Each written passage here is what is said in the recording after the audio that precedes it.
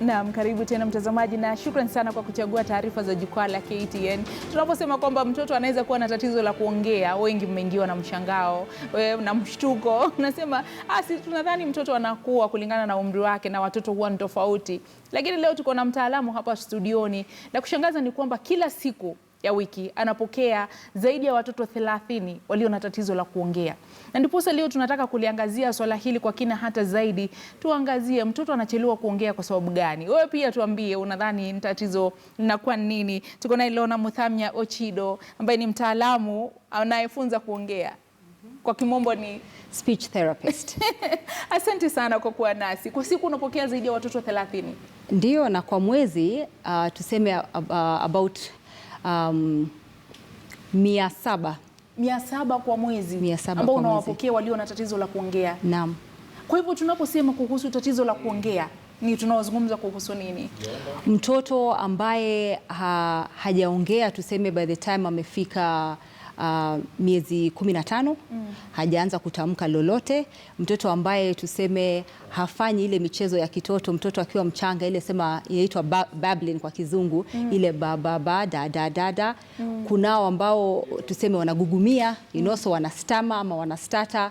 Kuna wale ambao wamezaliwa wenyewe na maumbile tofauti, tuseme wana syndrome tofauti ambao kuongea itakuwa ni changamoto, baadhi ya changamoto ambazo watapitia. So kunayo baadhi ya matatizo. Kuna wale ambao hawasikii, ni viziwi. Kuna wale ambao tuseme wamezaliwa na mdomo sungura, so cleft palate, cleft lip. Hao wote watahitaji kuona mtaalamu wa speech, speech therapist, ili waweze kuwezeshwa kuongea ama kutamka. Na utagundua vipi, kwa sababu umetaja kusikia, tatizo la kusikia, tatizo la kuongea, utajua vipi tofauti kati ya yule labda amechelewa kuongea na yule kabisa ambaye hawezi kuongea? Wale kwa kimombo tunaita deaf. Utajua vipi yule ambaye hawezi kuongea na huyu ambaye amechelewa? So kuna jinsi ambazo zikakuelezea kwa huyu mtoto hasikii ama huyu mtoto tuseme hasikii vizuri.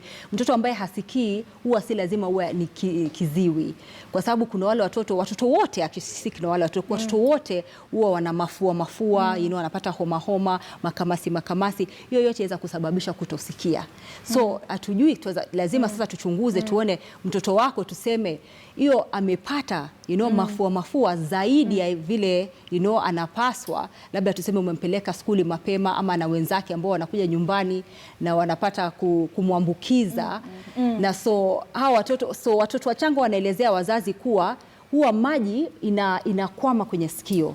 So maji ikikwama kwenye sikio, huyu mtoto hata kama si kiziwi ni kama ambaye ni kiziwi. So lazima aende kwa mtaalamu fulani ambaye yuachunguza masikio, yaitwa audiologist. Na wapo huku Nairobi, ataangaliwa masikio na huwa naimiza wazazi wote, kama sijui kama una hakika kuwa mtoto wako hasikii ama huna hakika, afadhali uende kwenye mtaalamu aweze kutest mtoto wako. Atatest kuangalia mtoto kweli ana maji kwa masikio. Inaitwa middle, so ataangalia maji huwa inakwama kwenye middle ear.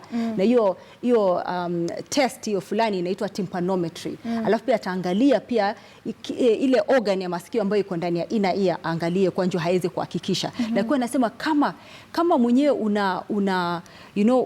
una any doubt, ni afadhali uende kwenye huyo mtaalamu ambaye anaitwa audiologist na si ENT, kwa sababu ENT huwa hawahakikishi kuwa mtoto yaweza kusikia kiwango kipi, sound zenye ziko ndogo kubwa. So ni huyo audiologist. Kisha alafu hapo ndio sasa uweza ukajua kwa hakika kuwa huyu mtoto labda hasikii, ama na kama ana maji kwa masikio kunayo anaweza akaenda akafanywa surgery kidogo tu ambayo inaweza ikamtolea maji kwa masikio, aingizwe vijitube. Hizo vitube zaitwa grommets ambazo zitasaidia huyu mtoto awe akidrain maji mwenyewe. Sasa sababu ambayo watoto wanashindwa ama wanaishi shida ya maji ya masikio na ambayo inasababisha kuchelewa kuongea ni kuwa watoto kichwa yao mtoto, pua na masikio iko the same place. Ukishakuwa mkubwa, ukishakuwa mtu mzima, pua sasa yashuka kidogo na masikio iko juu kidogo. So hata ukiwa na mafua, maji haikwami hapo, ina drain vizuri. So unapata kuna watoto wengi ambao wanataabika kweli, hawasikii na ndio maana hawaongei. Alafu wale ambao ni viziwi sasa, hao pia tuseme kuna zile red flags zaitwa zile waweza ukasema kama dadangu alikuwa hasikii kabisa na si ati alizaliwa iko maumbile. Alipokuwa tuseme mwaka moja ama miaka miwili hivi alikuwa mgonjwa sana, alikuwa kila masio alazwa hospitali anapewa antibiotics, na kuna antibiotics kadhaa ambazo zajulikana kuwa ambazo ni strong kweli zaweza zikapoteza masikio, na hiyo kwa jina kwa kimombo inaitwa ototoxicity.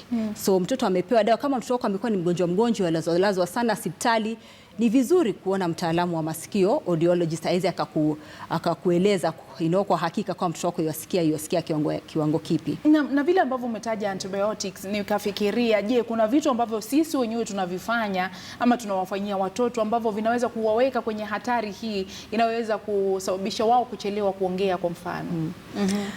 Labda nitashtua watu hapa nikisema nyumba zetu zina hatari, particularly sitting rooms zetu nyingi huwa kuna chombo hapo ambacho ndio chasababisha kwenye opinion yangu vile ambavyo nimeona watoto. Mimi naona watoto wengi sana, na before nilipoanza kufanya hii kazi ya speech therapy Nairobi karibu miaka 10 iliyopita, watoto wengi ambao nilikuwa naona walikuwa labda wamezaliwa ni maumbile, wako na Down syndrome, tuseme labda wako na autism wakubwa kwa sababu ndio watu walikuwa nadhania kuwa ndio peke yao wanahitaji speech therapy, sio kwa sababu mtoto wako unaona yatembea hana shida lolote ya maumbile, unasema huyu mtoto ako sawa, labda mwenzake aliongea, sijui tunaambiwa mamake aliongea akiwa na miaka 4, labda pia tuongojea miaka 4. Lakini vile nimekuwa sasa niki offer services in the last tuseme 5 years, nimekuja nikagundua kuwa sababu moja ambayo inasababisha zaidi kushinda hizo sababu zingine mtoto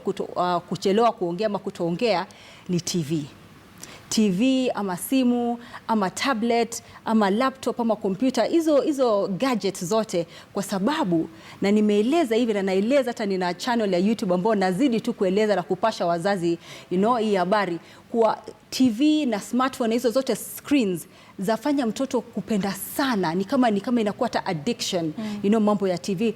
Paka na huyo mtoto ambaye ampenda sana mambo ya TV, mambo ya kuwatch, mambo ya nini, huwa hana shughuli na watu wengine. Na sasa kama huyo mtoto hana shughuli na watu wengine, inamaanisha unampunguzia ile wakati ambao uta interact na huyo mtoto. Na hiyo kuto interact na mtoto ambaye ubongo wake uko the most malleable, ndio unakuwa the most kwa mwaka the first 3 years ya maisha mtoto, ndio ubongo inakuwa to up to 85% ya capacity ya mtu mzima ya ubongo. So tuseme kama tungekuwa na mtoto mchanga hapa, huyo mtoto akili yake, ubongo wake tuseme unakuwa much faster than ubongo wetu isha specialize. Ishasema asa tosha, huyu haongei Kiswahili sana, wacha unaniwa na vile ambavyo nina sita kwa sababu sijaongea Kiswahili in such a long time. So kwa sababu ubongo wangu unasema tumuendelezee na hiki kimombo, kwa sababu ndio unaona yofanya hivyo sasa zaidi. So huwa naambia wazazi, hiyo TV inasababisha sana, na inasababisha kwa sababu unapata huyo mtoto hata hataki kuongeleshwa. Mwenyewe mtoto ako sawa tu kabisa, ukimwacha hapo unaweza ukaenda town ukarudi, mtoto ako hapo. Kwa hivyo hilo ni tatizo kuu. Mtazamaji, tutakuwa tukirudi na leo na muda usiokuwa mrefu aweze kutuelimisha zaidi kuhusu tatizo hili la mtoto kuchelewa kuongea. Endapo una swali lolote tutumie, tutakuwa tukilia